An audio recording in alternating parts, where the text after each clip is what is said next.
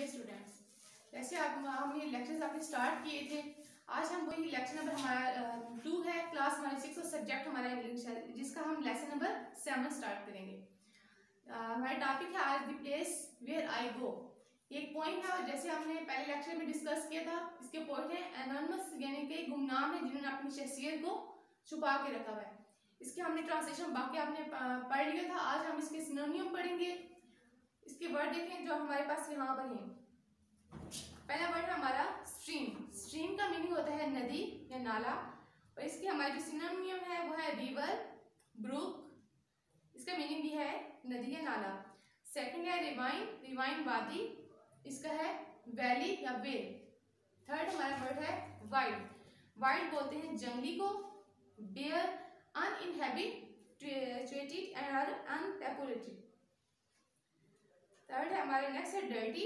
Dirty होता है गंदा, और अनक्लीन एंड मडी। नेक्स्ट हमारा वर्ड है स्कमी। डर्टी और साइड और अनक्लीन। स्कमी हम बोलते हैं आलूदा को। वेग है हकीर या बदसूरत को हम बोलते हैं, जिसका मीनिंग है अगली और ऑफेंसिव। फुल गंदा, बैड और अगली। फेड मुरझाना या जायल होना, और इसका सिनोनिम है हमारे पास डिसअपियर और फेल। इसके लिए हम आगे नेक्स्ट आ जाएंगे हमारी एक्सरसाइज पर। आप लोग अपनी बुक का पेज में खोलेंगे 56।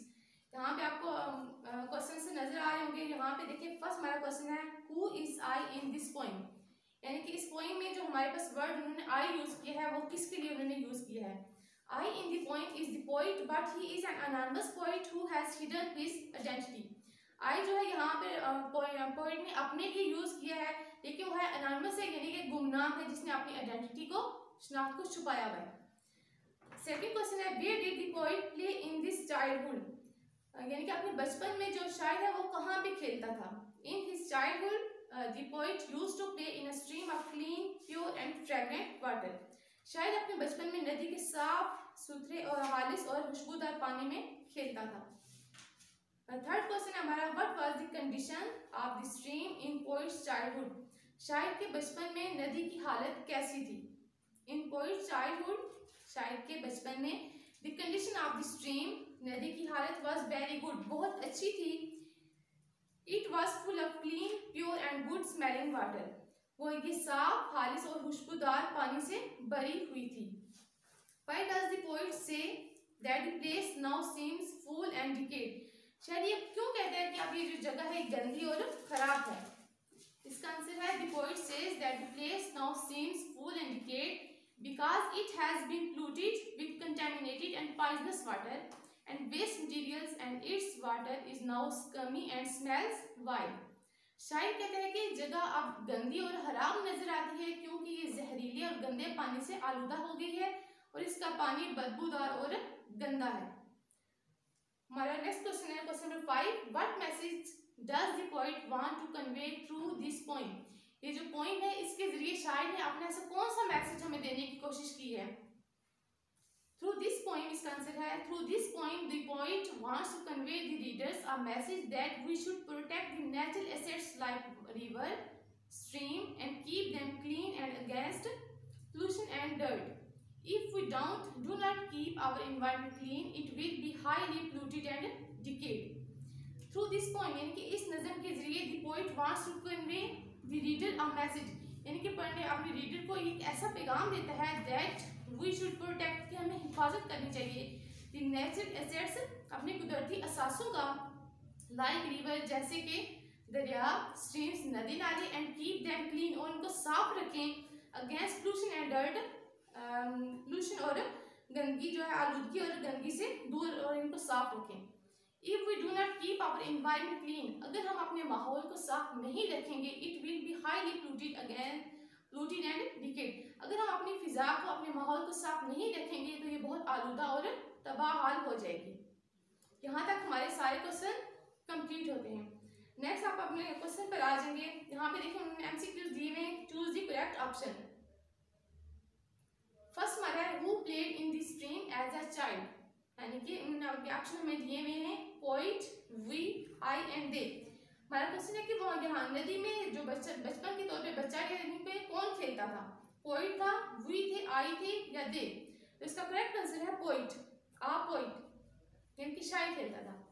Why does the poet feel it like a dream? शायर को ऐसा क्यों लगता है कि ये एक हाफ दिखाई दे रहा है, उसको हाफ लग रहा है? इट वॉज लॉन्ग अगो, ये है। It was his wish, second. It was imagination और इट वॉज गुड।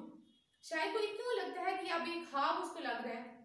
इसका करेक्ट आंसर है इट वॉज लॉन्ग अगो, यानी कि ये बहुत अरसा पहले की बात है। ठीक है, नेक्स्ट हमारा है for whom is this stream too dirty now? यानी कि जो नदी है अभी किसके लिए, वो शायर कह रहे हैं कि अभी ये बहुत गंदी है। किसके लिए गंदी है? दी पोइट शायर के लिए, हिज चाइल्ड उसके बच्चे के लिए, पीपल लोगों के लिए, या रीडर के लिए? तो जैसे ही हमने पॉइंट पढ़ी थी तो इसमें हमें क्लियर पता चला कि उसने बोला था हिज चाइल्ड, यानी कि उसके बच्चे के लिए अब उसको ये नदी बहुत गंदी और खराब हाल दिखाई दे रही है। नेक्स्ट है how does the water smell now? यानी कि अब जो नदी का ये पानी है ये कैसे स्मेल दे रहा है? डर्टी गंदी, फुल क्या था आलूदा गंदी, स्कमी या वाइट? तो इसके आपने स्मेल हमने क्या पढ़ी थी, किसके कैसी थी इसकी? स्कमी। इसका करेक्ट आंसर क्या है? स्कमी यानी कि आलूदा या बदबूदार। What is the theme of the poem? इसका थीम क्या था, यानी कि इसका मकसद आगे ये पोएम जो है पूरी किसके गिर्द घूम रही थी? स्ट्रीम, चिल्ड्रन, पोल्यूशन और गेम्स? इसका करेक्ट आंसर है पोल्यूशन। आगे आ जाइए, यहाँ पे हमने देखे हमें कुछ वर्ड्स दिए हैं जिनके हमने मीनिंग देखने। फर्स्ट वर्ड है यहाँ पे डिकेड। डिकेड का मीनिंग होता है स्पॉइल। डिकेड का मीनिंग अभी हमने पढ़ा था, डिकेड का मीनिंग होता है खराब।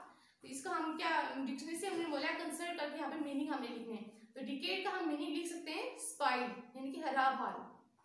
सेकंड वर्ड है शेड। शेड का मीनिंग होता है बहाना, ठीक है, गिराना या बहाना।